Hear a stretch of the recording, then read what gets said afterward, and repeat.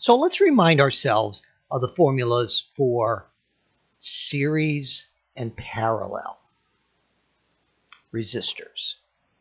So in a series resistor, they're all hooked up one after each other. An example of this might be like light bulbs on a Christmas tree light bulb, or light bulbs, that you might see like at a festival or for a tent. And the equivalent resistance, this is R1, 2, and R3, you simply add them up. We like series. Series is really easy because we don't have to do a whole lot of fancy math. Now in parallel, we allow the current to split.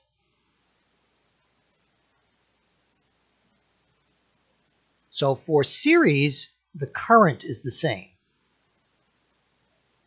across all the bulbs. Here, the voltage drop is the same.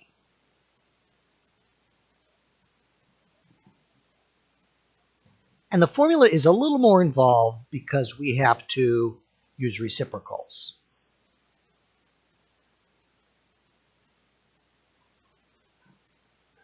But it's not going to be too bad. We'll see how it works next.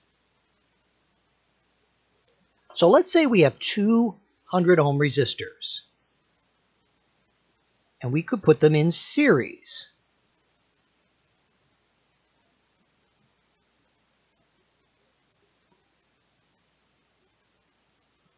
So to get the equivalent resistance, we just add them up, 200 plus 200.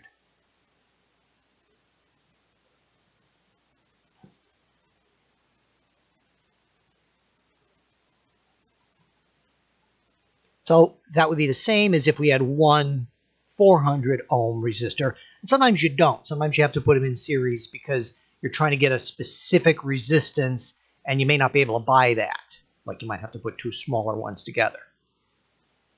Now in parallel, and I should say this, our homes are wired in parallel, not in series. Because if they were in series, well, if you had a problem, like if one light bulb burned out, that might take out all the electricity to the whole room, and we don't want to do that. Also, parallel lets us get the full 110, 120 volts to all of our appliances. So in parallel, and I'm going to need my calculator probably for this, 1 over the equivalent resistance is 1 over 200 plus 1 over 200, which is 2 over 200, or 1 over 100. Am I doing that right? Let's double check. 1 divided by 200 times 2. Take a reciprocal, and we get 100 ohms. And that's an interesting thing to take a look at. By putting the resistors in parallel, overall we actually decrease the resistance of the whole system. So there's ways we can tweak this to get exactly the resistance we want and less, which is also good for home electricity because you don't want too much resistance and possibly have a fire. Now here's another example. We have 3 resistors, a 20, a 30, and another 30. Now what they do a lot of times in these circuit diagrams is this is open. And what that means is that's just we're only looking at this little piece of the circuit. And usually what we would do is we'd have to hook this up to a voltage source, like a battery or like plugging it into an outlet, something like that. It's just a way to show, look, here's part of the circuit that we're going to deal with. So we need the reciprocal. Oh, I don't think I like the way they wrote that. I think I'd rather work it out ourselves. They kind of did the whole thing in one step. And I don't want to do that. I want to just, again, I'll use the parentheses on my calculator.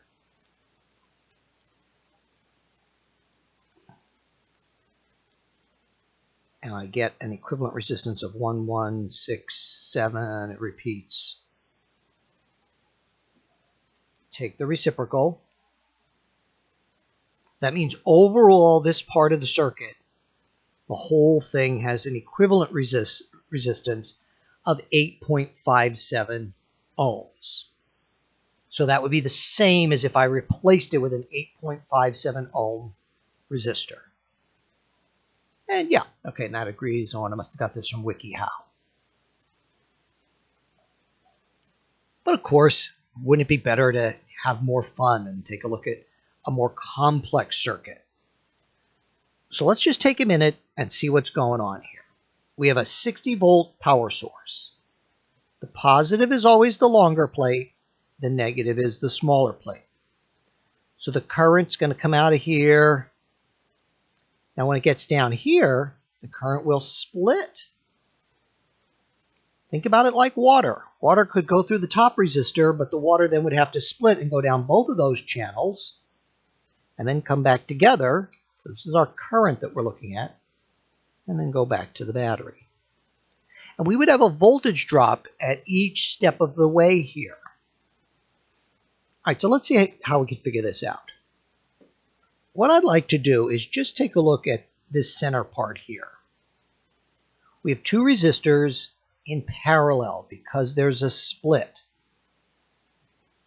So 1 over the equivalent resistance would be 1 over 8 ohms plus 1 over 8 ohms, which is 2/8 or a fourth. So the equivalent resistance is 4 ohms. You could think about it this way. What we're doing is we're taking these two resistors that are in the middle here and collapsing them together. We're saying, what if they were just one 4-ohm resistor? Now, why is that helpful? Right, the top one is 5 ohms. And instead of worrying about the parallel one, we're going to collapse that to 4 ohms. Then the bottom one, we're going to collapse to 6 ohms. And back to the battery here. I'm not going to draw all the, oops, that's negative 60 volts. Now to get the equivalent resistance, it's pretty easy. If we look, they're all now in series. They're all going in, it's a curve, but it's all a straight line. So all we have to do is add them. Oops, 5 ohms plus 4 ohms. That one doesn't look real nice. Plus 6 ohms. So it should be an equivalent resistance of 15 ohms.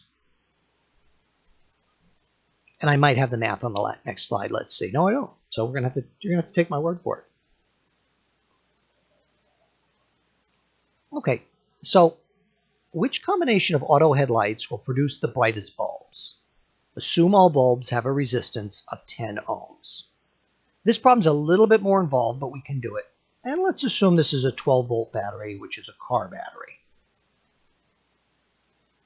So let's look at the first one. We have 10 ohms and 10 ohms, and the same over here. So let's just do the one in series. Well, the equivalent resistance, these are in series, just one right after each other. It's just 10 plus 10 or 20 ohms. Now V equals IR, so let's calculate the current.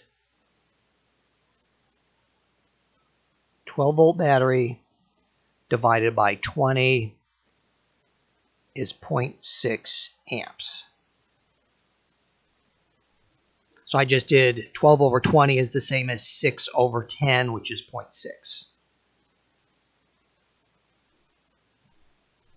In parallel, that's the second situation, the 1 over the equivalent resistance is 1/10 plus 1/10, which is 2/10 or a fifth.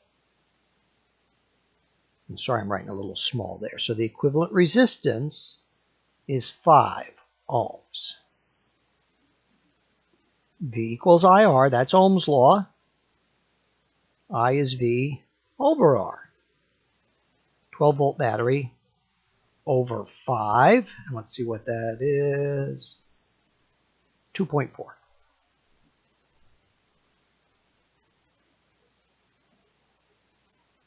So in the top situation, only 0.6 amps of current goes through each bulb. Now remember, that's how many coulombs per second, 0.6 coulombs per second. But here, the current splits, and we actually get 2.4 amps going through each bulb. And I guess I'll squeeze it in here. So the current is charge over time, so that they're getting more charge per second. The parallel bulbs would be brighter. For auto headlights, it would be much better to wire this in parallel rather than in series.